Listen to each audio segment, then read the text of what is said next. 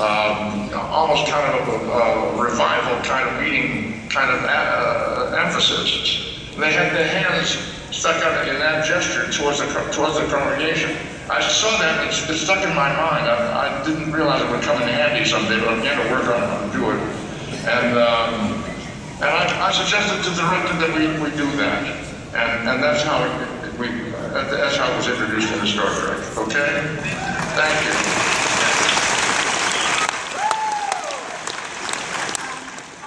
My name is Hannah. My family is a pretty big fan of Star Trek, so. Wait. Yeah. Did you say your family is a pretty big fan of Star Trek? Yes, my dad. How does that work? That's sort of, Star Trek is on tonight, maybe we'll watch it, maybe we won't. Let's see what else is on, and we'll decide if we're going to...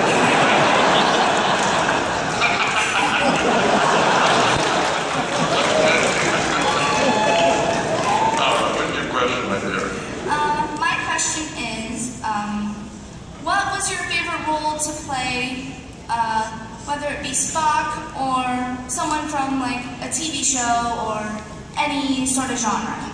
Oh yeah, well, yeah, I've been so lucky. I have played probably 150 different roles in different TV shows and in the theater. I did musicals around the United States. I was Teddy in Fiddler on the Roof. I played King Arthur in Camelot. I did My Fair Lady. I did a one-man show called Vincent, about Vincent van Gogh, which I did about 150 times around the United States, and is a very good actor now. In Jean-Michel Richaud, he was performing the play that I wrote, the play called Vincent.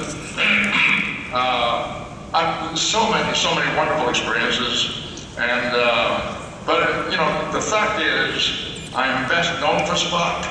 And that's fine with me. The Spock character is a character that I really love and admire myself, and I respect the character. I've always enjoyed being known as Spock. It's fine with me. It's a great question because there's been a lot of other work.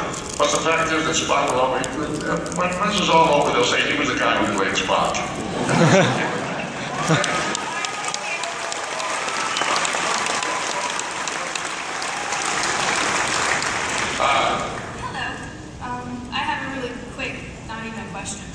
I just want to do a shout out to my aunt. I was hoping you could say, I love you, Kathy. You want to say, you what? I was hoping you could say, I love you, Kathy. I love you, Kathy? Yeah.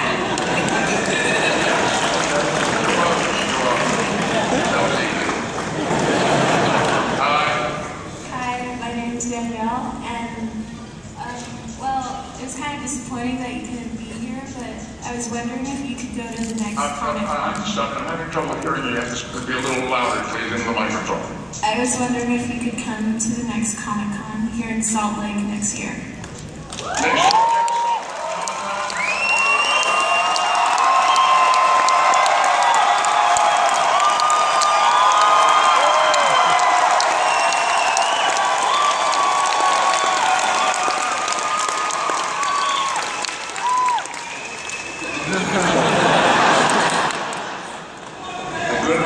The good of the many outweighs the good of the few or the one.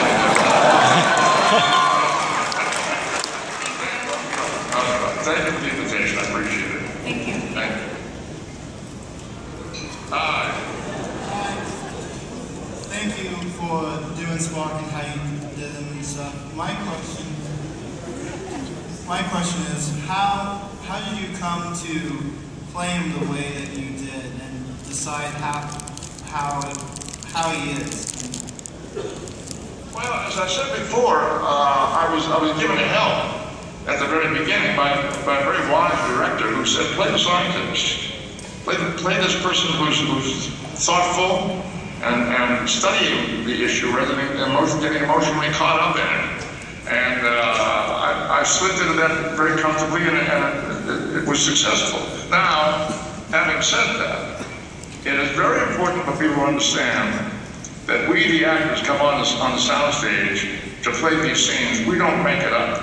Somebody else has sat in those days and typewriter or a computer and work very, very hard to come up with the material that we are performing.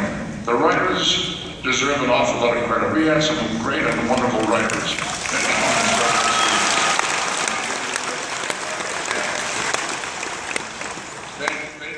They deserve recognition. The actors come off seeming so smart, so wonderful, and so terrific. And maybe we are smart and wonderful and terrific, but it's hard to do all that without good writing. Okay. Thank you for your question. We have time for one more question. Then after that question, we want to show you the whole audience, because everybody here just loves you.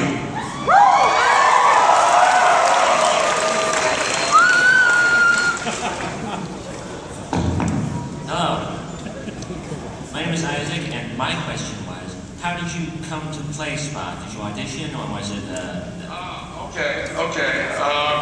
I was working fairly successfully as an actor before Star Trek, working in television, occasional movies, and I played a guest starring role in an episode of a series called The Lieutenant. It was a series that starred Gary Lockwood, and it was produced by Leonard Nimoy. And I was hired to do a role in one episode of that show.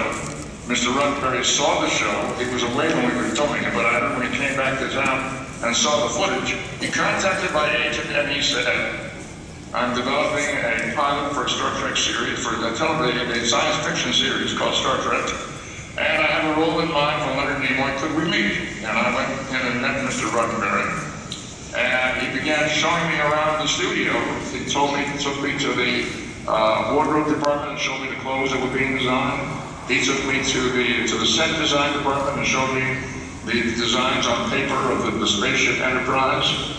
He talked about the various characters, and he started to talk about this Spock character. And while I had thought that I was going to be auditioned for this role, what I discovered and learned that day was that Mr. Roddenberry wanted to offer me the role and was telling me all about the series in the hopes that I would be interested. What interested me most when he talked about Spock was that he described Spock as being half human and half Vulcan, having been born of a human mother and a Vulcan father, and he would have this conflicting interior life, emotion versus logic. I found that very interesting and very challenging and useful as an actor, and that's how I decided to take the role, and that's how I got it. Thank you.